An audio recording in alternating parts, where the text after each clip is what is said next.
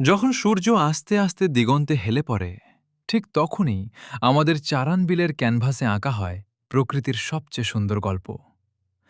দিগন্ত জোড়া থই থই জলরাশি, ভাসমান শাপলা আর মেঠো বাতাসের গুঞ্জন, সব মিলিয়ে চারান বিলের এই রূপ যেন এক স্বর্গীয় উপহার।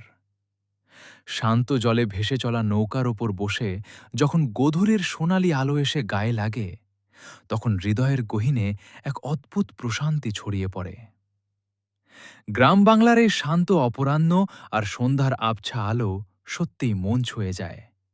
শহরের ব্যস্ততা আর যান্ত্রিক কোলাহল ছেড়ে চারান বিলের এমন নিঃশব্দ সৌন্দর্য যেন আমাদের মনে করিয়ে দেয় প্রকৃতির রূপের কোনো শেষ নেই।